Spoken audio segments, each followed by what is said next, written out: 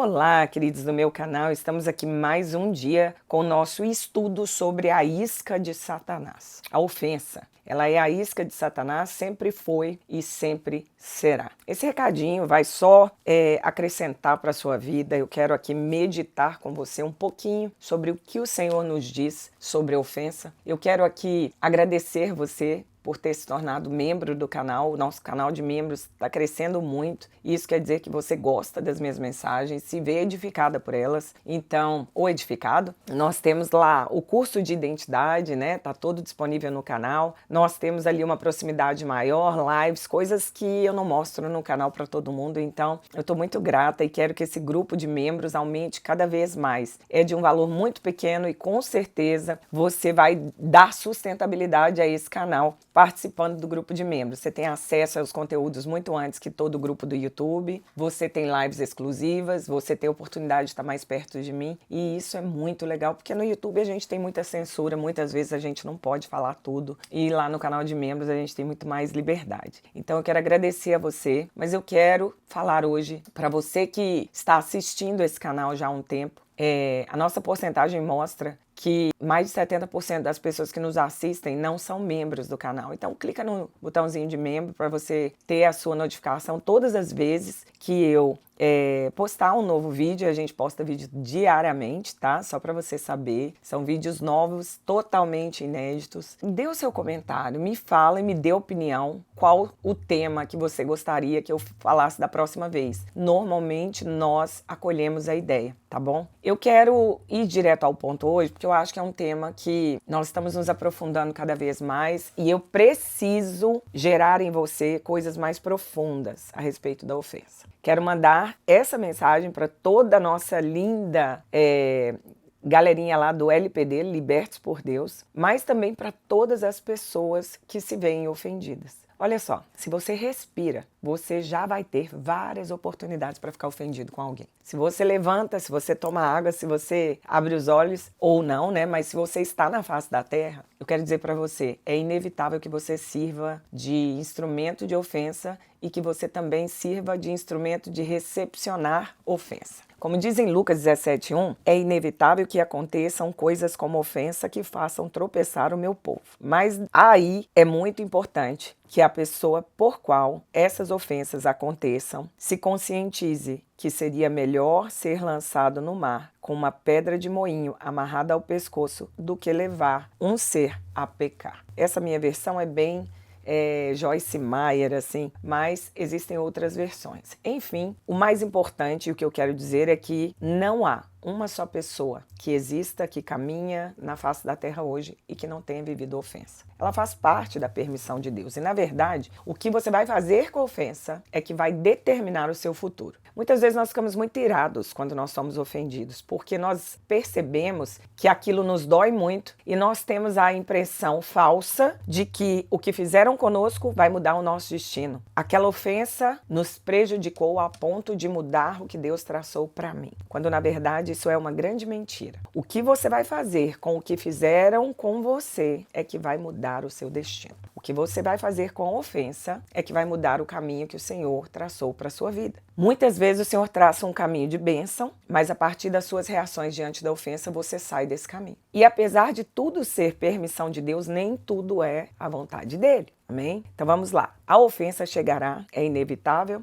É impossível você não passar por ela, mas eu quero deixar bem claro para você, independente do caminho que você escolher, bênção ou maldição, não ficar ofendido ou ficar ofendido, isso vai determinar o seu futuro e é poderosíssimo, mas independente do que vai ser determinado no seu futuro, é importante que você entenda que você nunca mais vai ser a mesma pessoa depois de encontrar a ofensa. Ou você vai se tornar alguém melhor, ou você vai se tornar uma pessoa infinitamente pior e vai ficar dominado pelo espírito da ofensa. Esse espírito é poderoso e esse espírito tem destruído toda uma geração. Eu não posso dizer que é toda uma igreja, que é toda uma família, que é todo um grupo. Não, ele tem destruído a nossa geração. É o espírito que reina nesse momento, tá? Veja bem, José, ele escolheu não ficar ofendido. Ele escolheu. porque ele poderia escolher ficar ofendido com os irmãos. Afinal de contas, nós estávamos falando que José, ele teve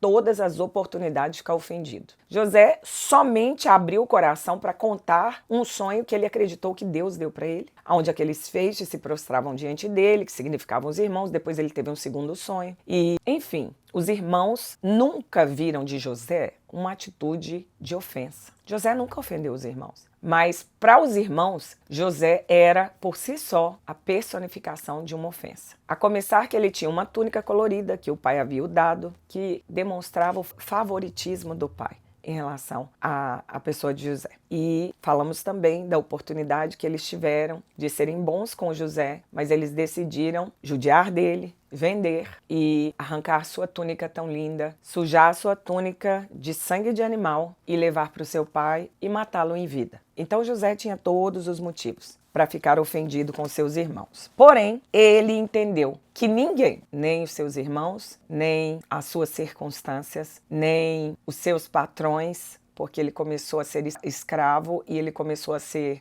injustiçado, mesmo fazendo todas as coisas certas, porque falamos na aula número 2, que ele estava ali fugindo da imoralidade sexual quando foi trabalhar de escravo na casa de Potifar, mas mesmo assim a mulher de Potifar, que era sua senhora e uma mulher devassa, armou para ele e ele foi cair da prisão e ficou lá por 2 anos. O calabouço era terrível, mais ou menos 1,5 metro de altura, não tinha largura que coubesse ali exatamente as pessoas, escuro, úmido, com correntes nos pés, nas mãos e no pescoço que o machucavam o tempo todo. Então, ele entendeu, para não ficar ofendido, eu preciso entender que absolutamente ninguém pode me tirar das mãos de Deus. Tudo é permissão de Deus. E a forma como eu vou obedecer isso vai cumprir o plano de Deus para a minha vida. Até aqui, eu acredito que vocês estão comigo. Agora, ser traído por um líder ou por uma família é diferente. Aí você vai dizer, é verdade. Nós precisamos entender uma coisa. A traição que houve com José é a mesma traição que permanece existindo conosco hoje. Nós nunca vamos nos sentir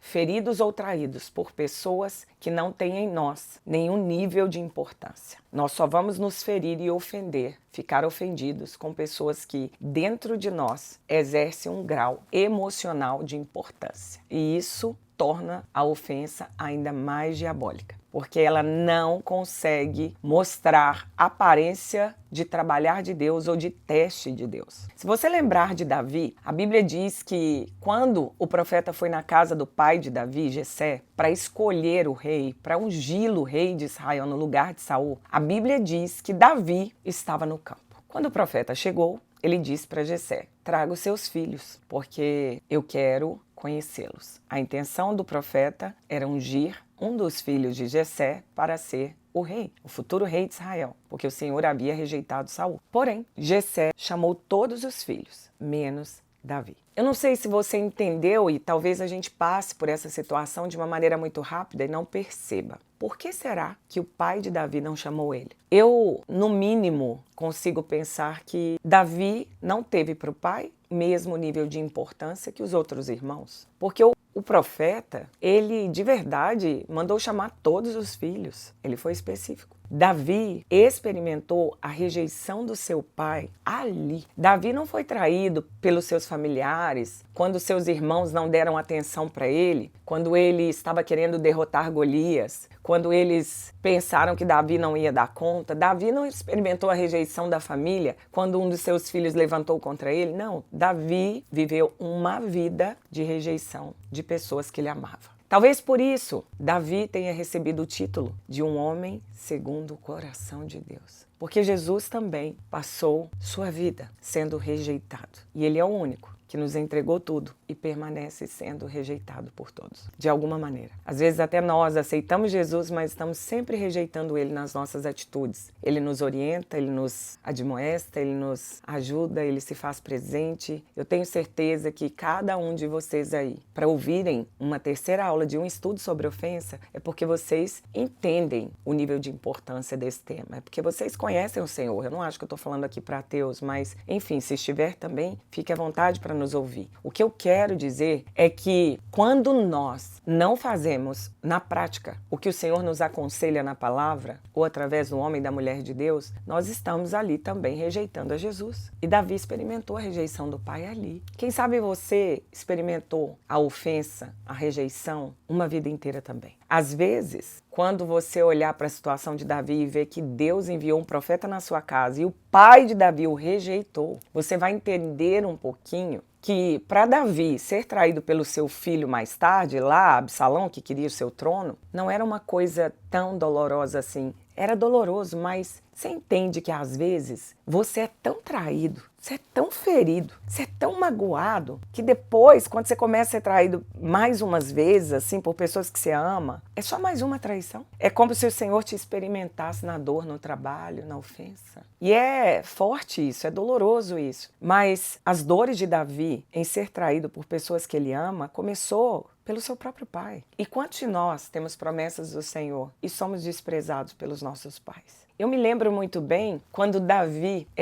foi tocar para Saul e ministrar para Saul a harpa. Sabe quem levou ele? Os homens de Saul. Eles lembraram que tinha um menino que tocava. Sabe por quê? Porque não haviam pessoas da sua família ou de sua confiança para levar essas boas novas ao rei e dizer, dê uma oportunidade a Davi. Davi foi levado a uma posição de autoridade, de ter contato direto com o rei de toda a terra, veja bem, de estar no pasto cuidando de ovelhinhas sozinho, salmodiando, para ser levado diretamente em contato com o rei, para salmodiar para o rei, para tocar, para que os seus demônios fossem embora, para que o rei se acalmasse, o rei Saul. Mas não foi assim um amigo ou um familiar que levou Davi ali. Foram homens do exército de Saul. Deus lembrou aos homens do exército de Saul da existência de Davi e lembrou a eles que existia sobre Davi um certo grau de unção. E eu vou dizer para vocês, Deus faz exatamente isso. Durante muitas vezes na minha vida, eu olhei para os lados e eu pensei, essa e essa pessoa, é natural que ela venha ser essa fonte de inspiração para mim e me recomende. Mas na verdade, o Senhor permitia com que aquela pessoa, quando estivesse numa posição de relevância, nem mesmo se lembrasse de mim. Por quê? Porque o Senhor queria me mostrar que é só Ele que exalta. Então, eventualmente, às vezes você pode olhar para alguém que está numa posição acima de você e você sabe que basta uma palavra daquela pessoa para que você tenha uma promoção. Mas é como se Deus fechasse o coração daquela pessoa para ela não te promover, porque o Senhor quer testar o seu caráter. É interessante que Davi, logo depois disso, matou o gigante. E aí, assim, no mesmo dia que Davi mata o gigante, é o mesmo dia que os homens de Saul lembram Saul que existe um homem que ministra como Davi. E aí o que é que acontece? Ele recebe a filha de Saul como esposa. Aí ele fica amigo de Jonathan, e aí ele vê os cumprimentos daquilo que ele tinha recebido de Deus, você vai ser rei. Ele lembra do profeta e disse, opa, agora vai acontecer. E aí, quando ele começa a achar que está tudo pronto, está tudo encaixado, começa a dar tudo errado. Ele pensa que está indo para o trono, mas chega um dado momento, depois da guerra, que as mulheres cantando, né? Elas exaltam o nome de Davi. E na opinião de Saul, elas menosprezaram Saul, como se ele tivesse matado menos homens que Davi. Ali, o diabo toma o coração de Saul. A ofensa fez com que Saul se manifestasse com inveja, o que fez com que Davi, por 14 anos, vivessem em cavernas. Dos 16 anos de idade até os 30. Querido, você tem ideia que dos 16 aos 30 nós estamos na nossa melhor fase? Melhor fase, é uma fase onde você tem toda a jovialidade possível. Ele não pôde desfrutar disso. Ele não teve essa oportunidade. Ele não pôde desfrutar nem do casamento perfeito que parecia tão perfeito com a filha do rei da terra, né, de toda a terra de Israel. Ele não pôde desfrutar das melhores comidas que durante uma vida inteira provavelmente ele quis comer. Ele não pôde aproveitar da cama maravilhosa que ele poderia se deitar com a sua esposa, porque ele foi obrigado a fugir devido às consequências, às atitudes de um homem injustamente ofendido. Porque Saul não foi ofendido, mas ele se vê injustamente ofendido por Davi. E nessa atitude de injustiça, ele derrama o seu furor sobre Davi e a gente vê que Davi foi perseguido pelo seu líder. Deixa eu te dizer, Saul não era só um mau líder para Davi. Ele não era só um mau rei, um mau senhor para Davi. Ele era um mau homem de caráter ruim para todos de Israel. Certa feita, a Bíblia diz que homens sacerdotes ajudaram Davi. E quando Saul ficou sabendo, ele matou todos eles. A Bíblia diz que ele cortou a cabeça de homens e mulheres de Deus, sacerdotes. Você já teve um líder que matou dezenas de outros líderes? Eu vou dizer uma coisa para vocês. O deserto foi o lugar que Davi se abrigou depois de ser perseguido pelo seu líder, que começou não só a perseguir ele, mas a perseguir todos aqueles que o ajudavam. Ele e mais 3.000 soldados começaram a ver a oportunidade de acabar com a vida de Davi. E durante algumas vezes, a primeira vez Davi viu a oportunidade de matar o seu líder, o seu inimigo, o homem que perseguia a sua vida. Mas Davi entendeu que se naquele momento Saul era o seu líder, ainda que um líder mau, ele tinha a obrigação de não se levantar contra aquele líder. Afinal de contas, foi Deus que deu Saul a Israel. Então, às vezes, tudo isso é muito delicado, porque você falar de líderes que Deus deu, porque se ele está acima de nós como líder, foi Deus que colocou. Ainda que a gente pense que tem o controle de alguma coisa. Mas na verdade, quando a Bíblia diz, e se você crê na palavra, todas as coisas cooperam para o bem daqueles que amam a Deus, então quer dizer que até o líder mau sobre a nossa vida, foi Deus que pôs. E aí, como que fica a nossa vida com Deus? Quando eu olho e digo, Senhor, como assim? O Senhor botou sobre a minha vida esse homem. Como podia esse homem ser líder sobre o meu ministério, sobre a minha vida? Tudo fica muito difícil quando você começa a pensar que Deus levanta líderes maus. Isso não é uma heresia. Você acha que Deus não sabia que Saul em algum momento se rebelaria contra o Senhor? Que ele colocaria as mãos onde não deveria? Eu vou dizer uma coisa. Às vezes, como Davi, você não fez nada de errado. E eu vou dizer, a maioria das vezes, quando nós temos um grande ministério, você vai ser perseguido, você vai ser humilhado, você vai ser ferido por pessoas que estão de liderança sobre você. E você ainda tendo várias oportunidades de ferir essa pessoa para ser aprovado, como 1 Samuel 24, você vai ter que agir com temor ao Senhor e você não pode cair na tentação de ferir na mesma moeda. Nesse momento, você não sabe, mas você pode estar seguindo um caminho de morte terrível, morte espiritual mesmo, para o resto da vida. É interessante que 1 Samuel 24, Davi, na hora que encontra Saul dentro de uma caverna, de maneira vulnerável, a Bíblia diz que eles estavam lá mais adiante, então eles não viram a presença de Davi e, de verdade, Davi cortou a orla da roupa de Saul. Eu estou aqui resumindo a história para as pessoas começarem a ligar uma coisa com a outra. A Bíblia diz, no 24, ali no versículo 8, então Davi saiu da caverna depois de cortar um pedaço, da orla da roupa de Saul, e ele disse assim, ó rei, meu senhor, com toda a reverência. Quando Saul olhou para trás, Davi se inclinou o rosto em terra, com a maior reverência possível, e disse, por que o rei está dando atenção ao que dizem? Dizendo mentiras que eu pretendo lhe fazer mal. Hoje, o rei pode ver com seus próprios olhos como o Senhor te entregou em minhas mãos na caverna. E muitos insistiram que eu o matasse, mas eu te poupei. Então, é interessante porque Davi, naquele gatilho de rejeição, ele queria provar sua inocência. E a Bíblia diz que, ainda que o Senhor nos dê os nossos inimigos nas nossas mãos, a atitude mais certa é realmente não fazer absolutamente nada. Não é. Porque, por mais que Davi agiu certo, ele não tocou no ungido, mas ele também não agiu certo querendo provar a inocência. Porque quando nós confiamos no Senhor integralmente, de maneira completa mesmo, a colocar tudo nas mãos dele, nem cortar a ponta do manto você precisa. Talvez você não tenha ouvido isso a lugar nenhum. Mas meditando nessa palavra, ele estava com um pedaço do manto do rei, do ungido de Deus nas suas mãos. E é engraçado porque o temor de Davi disse que ele mesmo se sentiu triste e condenado porque ele cortou a ponta do manto de Saul. Olha só, hein? O caráter. Davi não ficou feliz de cortar a ponta do manto de Saul, mas ele se viu numa situação onde ele queria mostrar que ele não queria causar dano a Saul, mas eu quero que você entenda que essa também não é a melhor coisa a se fazer. Mas enfim, quando você lê 1 Samuel 24, você lê tudo, você vai entender que tudo que Davi estava falando ali era: meu rei, meu senhor,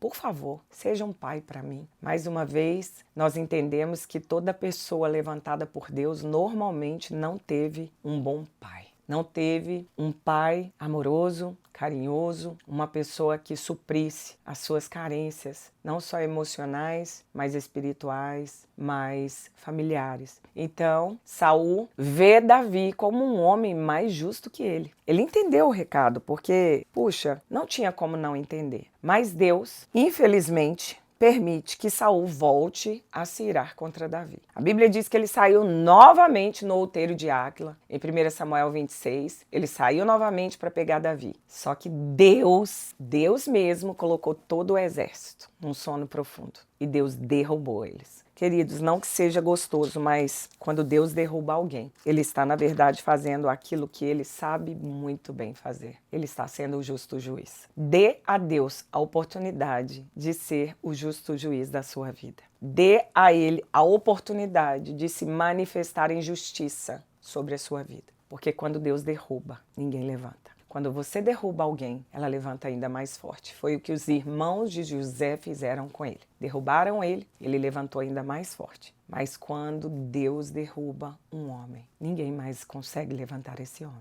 E foi o que aconteceu com esse exército. Deus derrubou a todos. Então Davi pergunta: quem descerá comigo para ir até o outeiro de Áquila, onde Saul estava? Porque ele sabia que Saul ia pegar ele novamente e estava atrás dele novamente. E aí Abisai, que é o irmão de Joabe, disse: eu vou descer com você. Quando chegou lá, irmãos, ele olhou para Davi e disse: hoje Deus entregou ele de novo nas suas mãos, o nosso inimigo. Olha que interessante. Abisai olhou para Davi e disse: dê uma ordem e eu mato ele. Abisai era um homem que matava só para ver cair. Porém, Saul com Abner, derrubados por Deus, não viram nada. E Davi disse: não mate ele. É interessante, porque a Bíblia diz que Abisai olhou para Davi e disse: se você não matar ele, depois eu convido vocês a darem uma olhada. Se você não matar ele, ele vai se levantar contra você e vai tentar te matar novamente. E aí, nós vemos que Davi, mais uma vez, foi para o outro lado. Colocou-se no topo da colina e em boa distância gritou novamente: você é homem, não é? Quem é como você em Israel?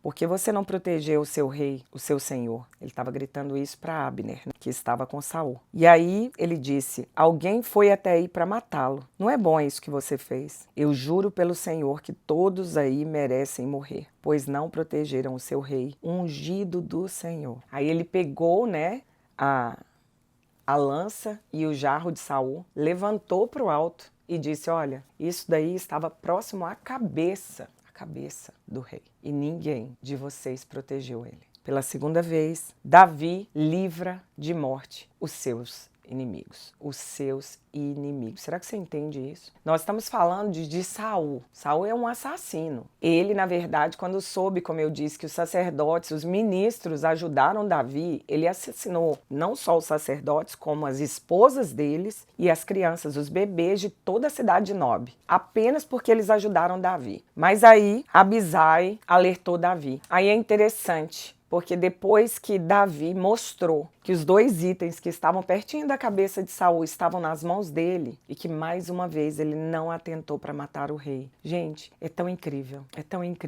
o caráter de Davi em livrar um homem tão sanguinário e falso ainda, um homem muito falso. Porque olha o que Davi falou para Saul e o que Saul falou para Davi. Davi falou, né? Olha, por favor, olha o que ele disse. Por que o meu senhor está perseguindo esse seu servo? O que eu fiz de mal? Sou eu culpado que o rei, meu senhor, escute as palavras do seu servo? Se o Senhor te instigou contra mim, queira ele aceitar uma oferta. Se, porém, são homens que o fizeram, que sejam amaldiçoados perante o Senhor. E ele disse... E Saul, vendo que ele foi mais uma vez humilhado, não só humilhado porque perdeu a batalha contra Davi, Davi podia ter matado ele ali na guerra, ou também porque o caráter dele perdeu e muito para o caráter de Davi, um caráter leal com Deus. E aí ele disse: Davi, eu pequei. Davi, meu filho, como você hoje considerou preciosa a minha vida, eu não vou fazer mal para você de novo, não. Então, quer dizer, ele fingiu ser pai de Davi naquele momento. Ele chamou ele de meu filho, não uma, não duas, mas algumas vezes. Ele disse pelo menos 3 vezes aqui, até finalizar o capítulo. E Davi pensou: algum dia eu ainda vou ser morto por Saul. Eu acho interessante quando diz isso, porque quer dizer, Davi não se enganou pensando: olha, agora eu acho que ele não vai mais se atentar contra mim, não. É interessante que você provavelmente ainda não ouviu muito isso em outros lugares, mas todos nós que carregamos uma promessa do Senhor, vamos ter em algum momento da nossa vida líderes cruéis. E os líderes cruéis,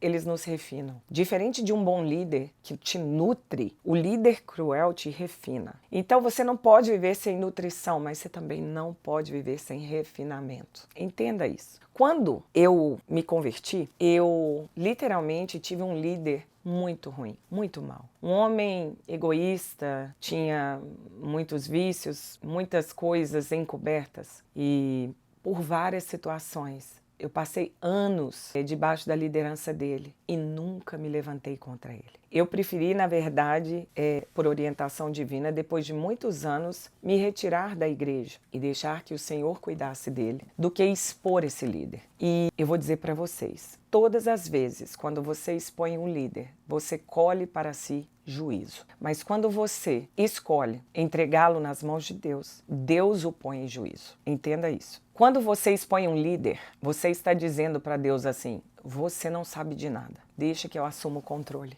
porque o líder que você me deu não presta. Isso, para Deus, é uma das maiores rebeliões que existe. Quando você diz: Deus, eu respeito o líder cruel que me deste, mas eu não assumo o controle porque o controle é teu. Deus põe um exército inteiro para lutar a seu favor. Sabe o que Deus fez logo depois de tudo isso? Ele pôs um exército em sono profundo para testar Davi. Veja bem, Davi obedeceu a Deus a primeira vez, não tocou no ungido do Senhor dentro da primeira caverna e ele disse: eu vou mostrar para ele que eu sou alguém legítimo, bom, que não atento contra a vida, não tem interesse na morte dele. E aí Deus não fez nada contra Davi e permitiu que eles fossem novamente, todo o exército e Saul, para matar Davi novamente. Davi fez novamente a decisão certa. Ao invés de mudar a alternativa, mudar a tática e dizer: eu já fui fiel, não tirei a vida dele, avisei, mas aí agora ele veio de novo. Sabe de uma coisa? Eu vou fazer isso com as minhas próprias mãos. Lembra o que Saul fez quando ele foi reprovado por Deus? Ele tocou em algo que somente o profeta, o sacerdote poderia. Ele ofereceu sacrifício no lugar do homem de Deus e ele não esperou. Deus, ele tem uma angústia que vem derivado de pessoas que não compreendem a onipotência, onisciência e onipresença dele. É como se eu olhasse para Deus e falasse assim: eu sei que o Senhor vai fazer, mas como eu quero que faça agora, eu não vou esperar a sua hora de fazer. Eu conheço pessoas aqui que estão me ouvindo que provavelmente entendem que Deus é juízo e que ele vai fazer justiça. Ele vai lidar com líderes maus. Ele vai lidar com situações de injustiça da maneira certa, mas eles não têm paciência para aguardar. E aí um pingo de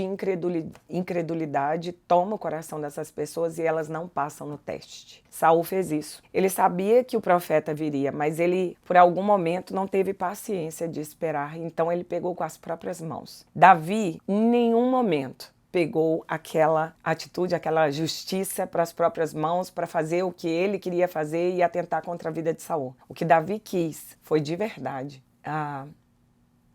chamar a atenção de Deus com a sua fidelidade. Porque se você for pensar bem, a única diferença entre Davi e Saul foi que um entendeu que Deus estava no controle e reagiu da maneira certa à ofensa. Ele permitiu que Deus fosse fazer justiça para ele. Mas o outro foi fazer justiça com as próprias mãos. Então, há 2 tipos de líderes: os que amam o ministério e os que amam a Deus. Os líderes que amam a Deus, ele protege de todas as maneiras, não só a noiva de Cristo, quanto os seus líderes cruéis. Ele poupa os líderes cruéis. Mas os líderes que amam o ministério, eles amam o que Deus fez por eles. Eles amam as suas mãos. E eles não se preocupam com o que Deus deu de orientação. Mas eles preocupam apenas em proteger os benefícios que eles receberam de Deus. Ezequiel 43 diz assim que existem 2 tipos de sacerdote. Os sacerdotes de Zadok, onde o Deus de toda a terra é a recompensa daquelas pessoas, e os outros tipos de sacerdotes. Infelizmente, nós estamos tendo muito mais sacerdotes segundo essa ordem do que a ordem de Zadok. Mas enfim, nessa triste história, a Bíblia diz que os filisteus, dentro de muito pouco tempo, vão lá e matam Saul. E eu vou dizer para vocês, quem são os filisteus? É o mundo. O mundo mata profetas de toda sorte e mata também os líderes, tanto servos de Deus quanto líderes maus. E normalmente Deus usa o mundo para julgar os seus servos, porque o julgamento de Deus é um julgamento justo, aonde Ele ainda tem misericórdia de nós. Mas o julgamento dos homens, Ele não tem misericórdia. Os homens, nós somos maus, por origem, por natureza. Então, quando aquele homem chega até Davi pensando, eu vou ter a recompensa, eu vou ter um lugar legal dentro desse império, porque eu vou dizer para Davi que eu matei Saul. De repente era isso que estava no coração, ainda que de maneira leve no coração daquele que matou Saul. Mas Davi não se alegra. Na verdade, Davi não pensou assim, poxa, graças a Deus que agora eu vou sair de dormir com a cabeça nas pedras do deserto, 14 anos sofrendo, fugindo do meu assassino algoz, e eu vou poder ir para casa, para minha mulher, dormir no meu travesseiro. Davi se entristece. Gente, quando nós temos um coração segundo o coração de Deus, nós não nos alegramos com a dor dos outros, ainda que esses sejam os nossos inimigos. Davi, ele revelou ali o que está no seu coração. O coração de Davi entendeu que nós não nos alegramos com a morte do ímpio, com a tristeza do ímpio, que ainda por ele ser ímpio, ele continua sendo uma criação do Senhor, e que o nosso papel não é nos alegrar com as desgraças do outro. Veja bem, eu já estou indo para um outro nível com você. Eu não estou nem falando que é abominável você fazer mal para um líder, porque eu acho que isso eu não preciso falar. Se levantar contra um líder é se levantar contra a mão de Deus. É lutar e se degladiar com o próprio Deus. Eu estou falando de se alegrar quando algo ruim acontece com os seus inimigos ou seus líderes maus. Davi, ele foi buscar alguém da casa de Saul para honrar. Sabe por quê? Por amor. E aí, esse jovem que matou Saul, ele foi repreendido por Davi. Davi buscou um descendente de Saul, honrou, e ele percebeu que esses 14 anos sendo perseguidos de uma vida sofrida, uma vida cansada, uma vida miserável, era para preparar ele para ser o rei de Israel finalmente. Eu não sei se você quer entender ou se você está disposto a entender, mas as dores da sua infância, as dores da sua adolescência, os abandonos, os preconceitos, os coros, as lutas, as faltas, a fome, a dor, a injustiça, as críticas, o preconceito, tudo isso é para te preparar para ser rei, para você reinar. O que é ser rei? Cumprir propósito em Deus. É ser nobre, realeza. Mas a diferença entre Davi e qualquer outra pessoa é que Davi percebeu isso enquanto ele fugia por sua vida. Uma coisa é eu perceber que tudo cooperou para o meu bem hoje. Hoje eu olho e vejo, nossa, todas aquelas lutas, humilhações que eu passei com aquele líder cruel, que ele não me permitia lavar o banheiro da igreja, irmãos. Porque ele dizia que eu não era santo o suficiente, eu era uma mãe solteira, né? A Jojo era 1 aninho de idade. Ele acabou comigo durante muitos anos. Muitos anos eu sofri caladinha, porque o meu chamado foi muito forte, foi muito no princípio. Eu queria muito exercer alguma coisa na igreja. Eu lembro que foi uma luta para eu começar a fazer o trabalho com a tradução na igreja, para traduzir para o inglês. E tudo aquilo para mim, eu lembro, eu não tinha conhecimento que estava cooperando para o meu bem. Eu sabia que ia cooperar para o meu bem, mas eu não enxergava como vejo hoje. Davi não. A diferença entre nós e Davi é que Davi, enquanto fugia por sua vida, ele entendia. Por isso ele é um homem segundo o coração de Deus. Ele entendia que ele não podia tocar naquele homem,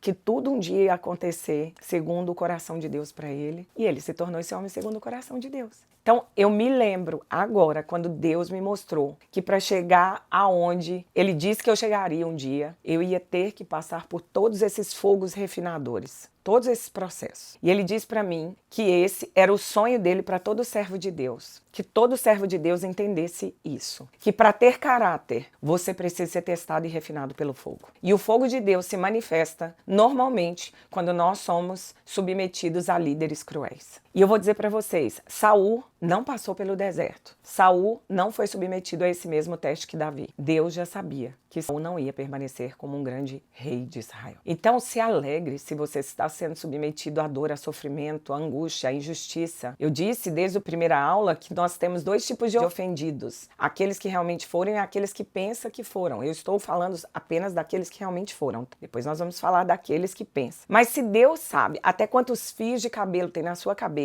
e Ele sabe tudo que você está passando, por que você vai ficar amargo com as perseguições? Escolha não ficar amargo. Na verdade, se nós pudéssemos ver o que está do outro lado da ofensa, nós ficaríamos muito tranquilos. Por isso que o Senhor fala sobre o jugo leve. Eu não tenho que racionalizar e tentar entender por que eu estou vivendo essa situação, por que eu estou vivendo isso. Olhar para o passado me faz lembrar das dores que o mau líder me causou, mas me faz também entender que eu precisava passar por tudo aquilo para chegar onde eu cheguei e ter um coração que ora por esse líder, que não guarda mágoa dele, que libera a vida dele. Por que nós não conseguimos ver o agir do Espírito Santo no tempo de deserto? Porque a dor mexe com as nossas emoções e as nossas emoções nos cegam. Então, eu gostaria que você entendesse que o céu, ele vai revelar invariavelmente o resultado de se fazer o que é certo. Quando você não sente muito mais intensamente e de maneira mais honrada que está certo agir daquele jeito.